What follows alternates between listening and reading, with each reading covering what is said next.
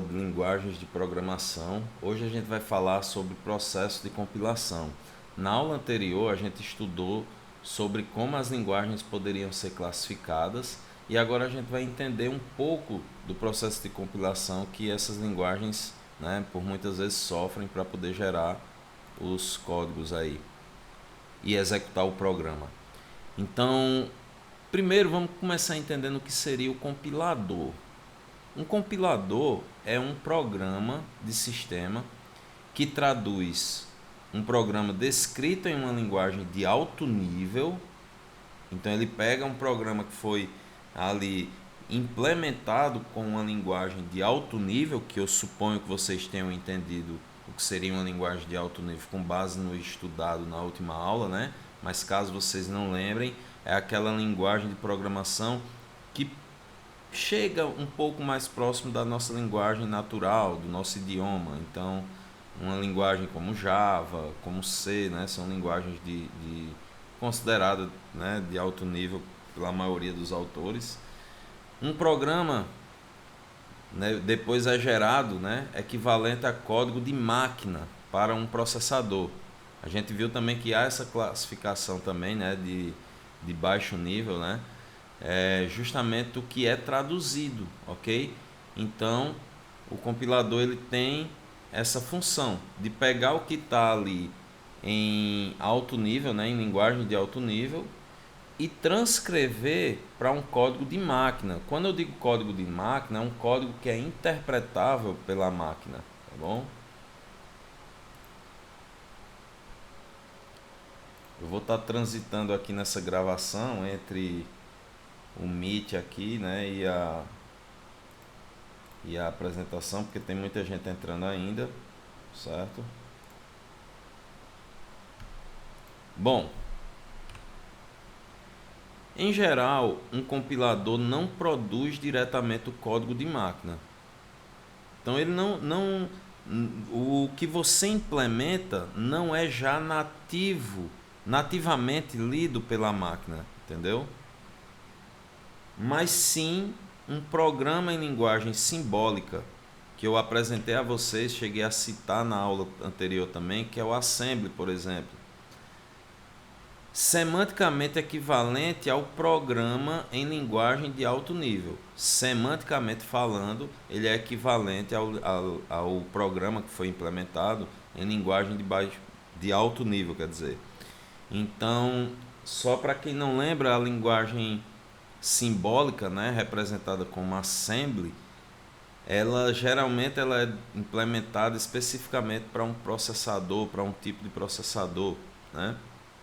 Então, o programa de alto nível ele deve ser traduzido para uma linguagem simbólica, que é justamente essa que o processador vai conseguir entender.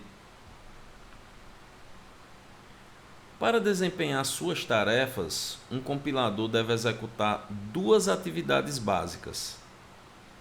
A primeira atividade básica é a análise do código-fonte, onde a estrutura e o significado do programa de alto nível são reconhecidos. Então essa é a primeira atividade aí, né, que é executada pelo compilador. A segunda atividade é a parte de síntese, que é justamente onde ocorre a tradução, né, do programa em um programa equivalente, né, com uma linguagem simbólica, ok? Que é aquela linguagem que vai ser interpretada pela máquina. Então, repito, a segunda atividade é a síntese, que traduz o programa a seu equivalente em linguagem simbólica, tá bom? Para vocês entenderem melhor, essa figura aí, deixa eu ver se entrou mais aluno aqui. Para vocês entenderem melhor, essa figura, ela mostra a arquitetura de um compilador, certo? A ideia base, né? É lógico que de uns para outros pode ter diferenças peculiares, mas aí a gente enxerga exatamente duas etapas que são expostas aqui, ó. Observem que aqui nós temos a análise, né? Onde a gente tem essa parte aqui delimitada como front-end compile, né? Ou seja, a parte frontal aí do compilador, digamos assim, e a síntese, né? Que foram as duas últimas atividades que eu citei, a análise e a síntese. A síntese já consiste no back-end compile, ok? Então, hoje nós vamos dar ênfase nessa parte aqui de análise, tá? Nós vamos ver, vai ser uma aula curta, mas bem objetiva, falando sobre essa parte aqui de análise, e na próxima aula a gente vai ver a parte de síntese, ok? Então, a gente vai passar por essas etapas aqui, debatendo um pouco. Notem que na parte de análise existem algumas etapas que ocorrem aqui dentro do processo de compilação, que seria o analisador léxico, o analisador sintático e o analisador semântico, tá? Dentre esses recursos, a gente tem aqui tratamentos de erros que são efetuados. Existe também uma correlação com uma tabela de símbolos. Eu estou citando aqui para a gente desmistificar isso, né? À medida que fomos ultrapassando as etapas aqui falando sobre o processo de compilação. Mesmo que a gente não veja a síntese hoje, mas vale salientar aqui. Chegamos aqui diante de uma árvore sintática, que vocês vão já entender o que significa. E aí nós temos o gerador de código intermediário. O nome já sugere, né? Já é uma ponte aí, né? Do que tínhamos ali em alto nível para baixo nível. Temos depois o otimizador de código e por último o gerador de código, que aí chega de fato ao resultado no código da máquina-alvo, né?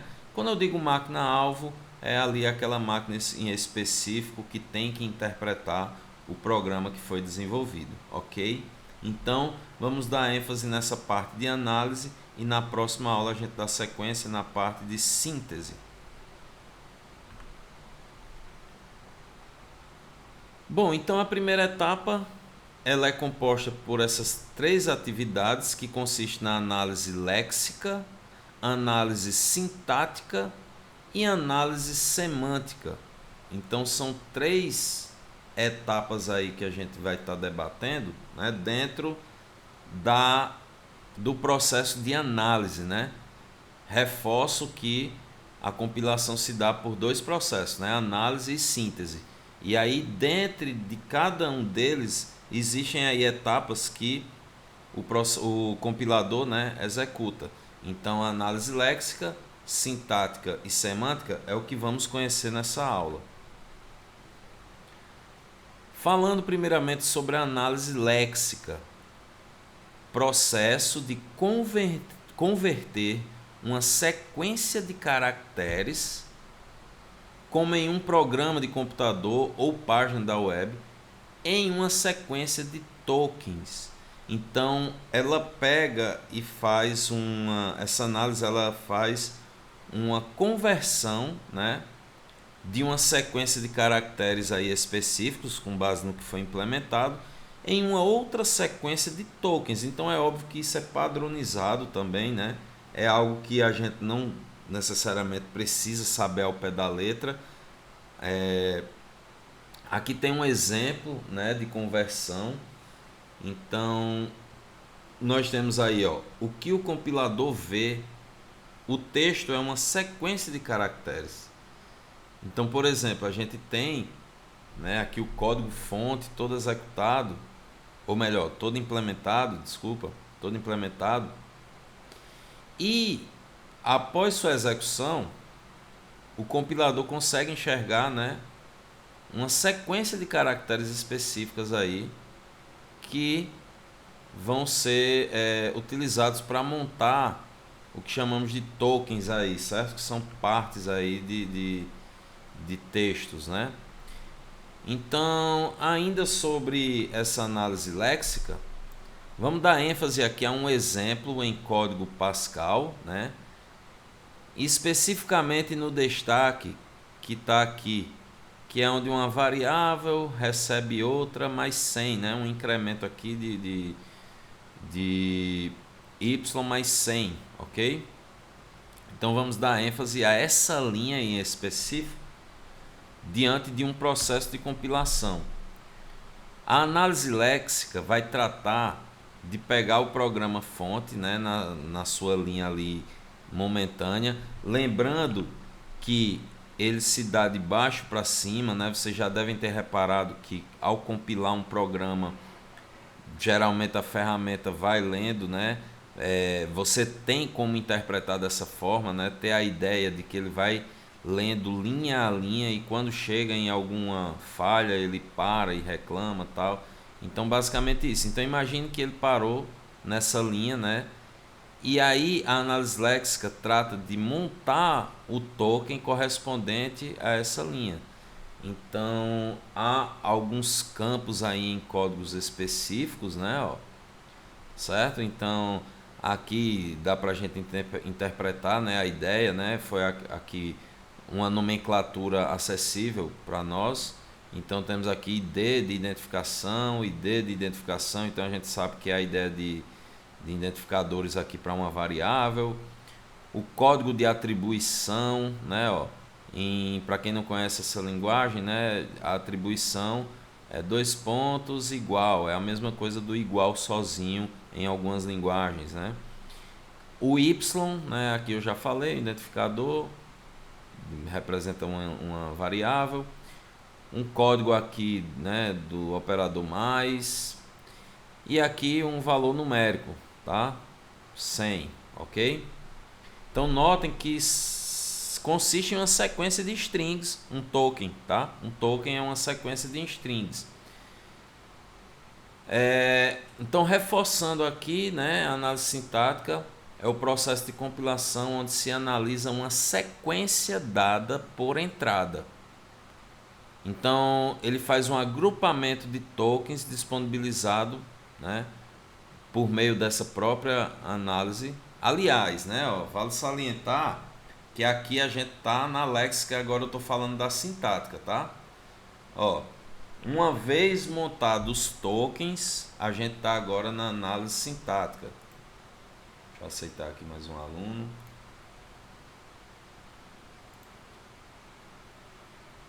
Então, ó, a análise sintática, por sua vez, ó, enquanto a análise léxica, só reforçando aqui para vocês não esquecerem, trata de ir recuperando e montando tokens aí que consistem em sequências de strings, né? Então, após essa montagem dos tokens, dos variados, ó, com base em várias linhas, tá vendo? Eu estou dando um exemplo apenas dessa linha, tá? Vamos dar foco aqui nesse exemplo. Mas vão ser montados vários tokens, né? E aí, entrando agora no processo aqui, que consiste na análise sintática, a gente tem o seguinte, ó. É onde se analisa uma sequência dada por entrada. Ou seja, houve o agrupamento de tokens aí disponibilizado pela análise léxica e aí verifica-se sua estrutura gramatical segundo uma determinada gramática formal. Essa gramática formal, né, ela detém de regras onde eu vou comparar. Vamos ver se a gramática da estrutura montada aí por esses tokens são compatíveis com a gramática formal dessa linguagem. Se tudo bater bem, né, implica dizer que está tudo ok. Esse processo trabalha em conjunto com a análise léxica e a análise semântica. Então, a análise sintática ela meio que acaba intermediando aí ambos os processos, a análise léxica e a análise semântica. Ele está no meio termo. Se eu voltar lá para a figura, propositalmente só para vocês lembrarem, realmente, de fato, a análise sintática ela fica aqui ao centro, né? Então, a análise léxica, agora vocês estão entendendo o porquê desses tokens. A gente tem tokens, né, prontos aqui diante da análise léxica feita, que são repassados para a sintática. A sintática vai agora verificar a gramática, né? Vamos entender agora a comunicação dela com a semântica.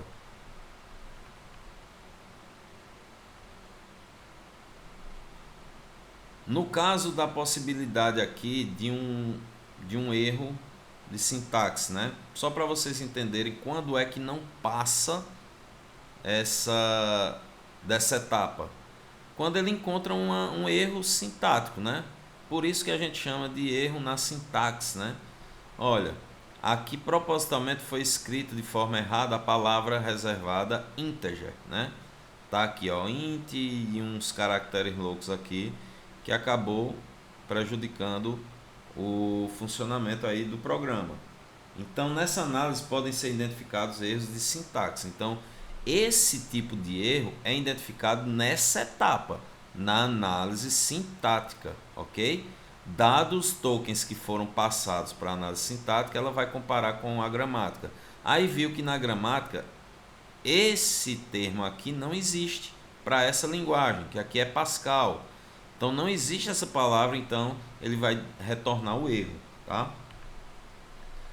Após corrigido, vamos dar ênfase novamente aqui ao trecho destacado, que era esse aqui que a gente tinha visto o token, né, que foi montado ali na análise léxica, né, ó. A análise léxica montou o token, ó, o token aqui, né? Já na análise sintática, que é a que a gente está dando prioridade agora na explicação, consiste agora na segunda parte aqui, que ela faz o seguinte: após validada a sintaxe, é obtido um grupo de tokens para um analisador sintático. Para que o analisador sintático use um conjunto de regras para construir uma estrutura de dados em modelo de árvore. Então olha que interessante, ele vai montando, né, já que deu tudo certo, ele obtém aqui os tokens e vai montando. Notem que os tokens consistem justamente nos cabeçalhos de cada elemento ali, ó. Code, atributo, id, x, code mais, id, y, né? Não só o cabeçalho, mas também em alguns pontos a simbolização, né? Então ele monta essa árvore aqui, né? Uma árvore específica aqui com base no que ele pegou do resultado, né, da análise léxica, após, lógico, ser validado aí a análise sintática, ou seja, não ter nenhum erro de sintaxe, está tudo corrigido. E aí ele passa agora a montar essa árvore, né? Ó. Outro exemplo da transformação da estrutura árvore com a análise sintática. Subtende-se que antes ocorreu a análise léxica, claro. E aí aqui a gente tem outro exemplo com outro código-fonte, né? Ali a gente estava com um código-fonte Pascal, agora a gente está com um código-fonte, acredito que em C, né? Ó. Então a gente tem aqui a delimitação, olha que interessante como é que ele monta, ó. Ele monta a representação, acredito que aqui ele bota como se fosse representação da função, né? Por isso que ele chama de func. E aí mostra o retorno dela, que é um inteiro, o seu identificador e os argumentos. E aqui temos dentro dois argumentos, um que é um inteiro com o seu identificador A e o outro que é um outro inteiro com o identificador B. Depois aqui na sequência a gente tem um while, né, um laço de repetição, que aí leva em consideração aqui, né, ó, a diferença se A e B são diferentes aí, enquanto A e B forem diferentes. E aí tem uma condicional aqui que entra também na estrutura da árvore, que é o if, com base nas opções, ó, se A maior que B, se aqui, aliás, aqui já seria o que? Como é que eu posso dizer? Um decremento, né? Ó, sequência de A e B, e aqui um decremento de sequência de B para A, né? E aí ele monta, com base no código-fonte, ele monta essa estrutura de árvore. Lembrando, pessoal, que a gente está na análise sintática e isso ocorre com base nos tokens passados pela análise léxica, ok? E aí, com essa árvore montada, a gente chega finalmente na análise semântica. A análise semântica, por sua vez, consiste no processo onde o compilador de uma linguagem de programação verifica os erros semânticos. Compilador descreve o significado das expressões, sentenças e unidades do programa, nessa etapa aqui. Utiliza a estrutura de análise sintática, ou seja, aquela árvore lá, para identificar os operadores e operandos. Verifica se cada operador recebe os operandos dos tipos que são permitidos. Então notem que não tem a ver com a escrita, né? Aqui é uma análise semântica, não tem nada a ver com sintaxe. O analisador semântico utiliza a árvore sintática montada no processo anterior para executar suas ações.